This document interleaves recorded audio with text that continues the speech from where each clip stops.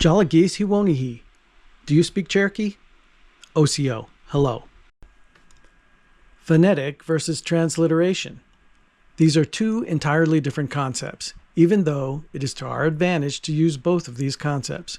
In this video, let's clear up any confusion or misunderstandings there might be between understanding these two words, which are often used in reference to learning a language like Cherokee, because it can make a difference in understanding if you're trying to search online for a phonetic word versus a transliterated word. Let's discuss the difference between the word phonetic versus transliteration. Words are designed to have specific meanings, and often, if we use a different word when communicating, we can potentially misrepresent an entire idea or concept. This can then lead a person to either misunderstand, become confused, or even become frustrated about the actual idea that we're trying to convey. Shown here is the complete definition by Merriam-Webster for the word phonetic. Let's focus on the phrase representing speech sounds by means of symbols that have one value only. This means that a phonetic representation is designed to specifically identify whether or not the vowel sound is long or short, and also identifies one exact sound that is supposed to be uttered by the speaker. This is in contrast to transliteration, which might require us to look at a legend or a key to identify the correct pronunciation for each syllable. And therefore, this would not meet the definition of being phonetic, but only meet the criteria for being a transliteration. It's good to know the difference between what is a phonetic spelling and what is not a phonetic spelling. For example, if I am prompted by an online dictionary to type into a box using a phonetic Cherokee word, maybe a Cherokee word that I heard somebody say at a Cherokee meeting, let's say, and I type it into the box labeled phonetic in order for me to try to figure out what the English translation might be, I might type in the following phonetic letters: O-H, S-E-E-Y-O-H. But after clicking enter, I would get an error message. I'll get the same error message when I type it in a slightly different phonetic way.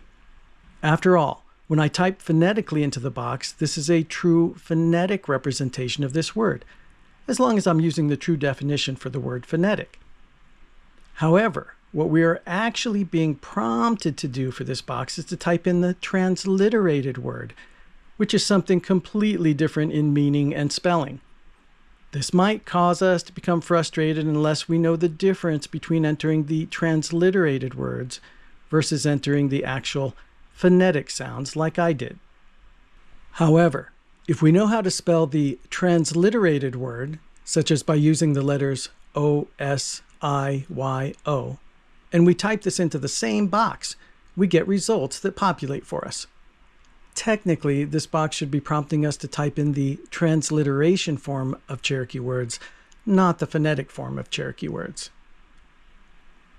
You see, the transliterated form only converts the syllabary into general English letters without identifying whether or not the vowels are long or short vowels.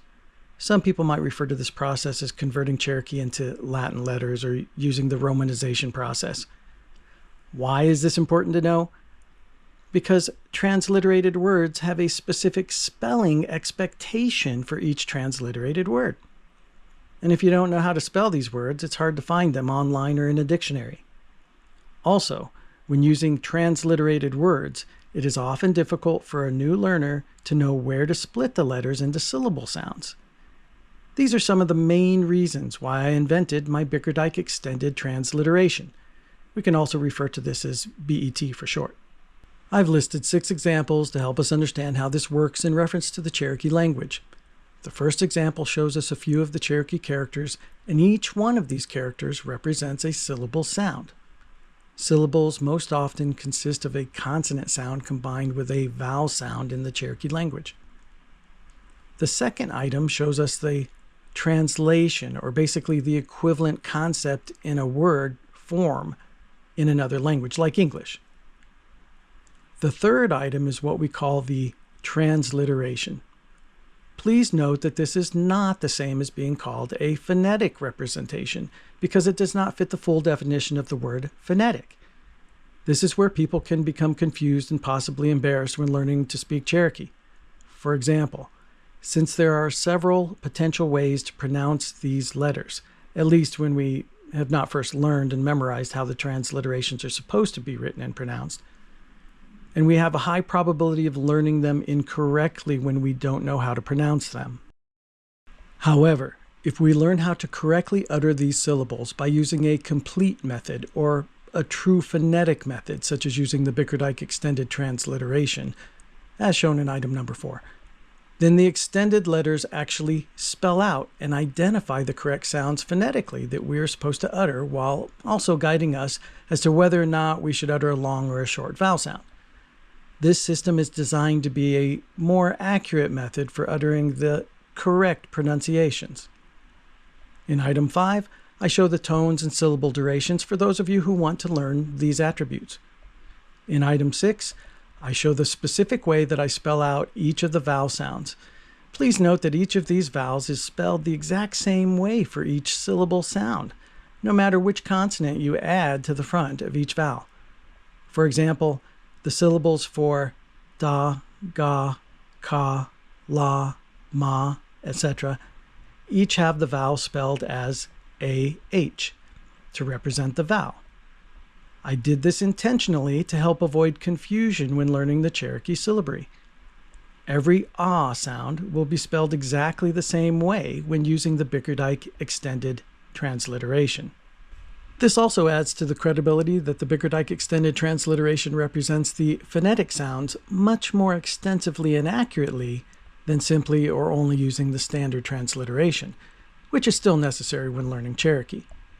Therefore, to say that using the Cherokee transliteration is also phonetic is not fully accurate, because there can be several interpretations of the sounds when only using the transliterated form, resulting in a beginner not knowing whether to utter long or short vowels, etc.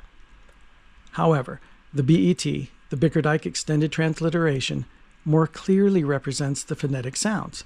This is how we know how to differentiate between the words transliteration and phonetic.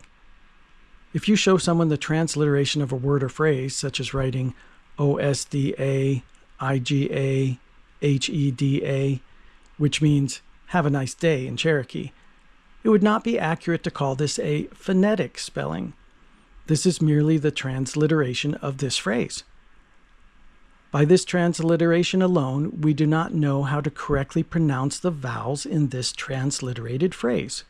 However, if we use the B.E.T method, we can write it like this, which then gives us the extended phonetic information that we need to know in order to correctly pronounce this phrase by uttering the sounds osta, iga, heda.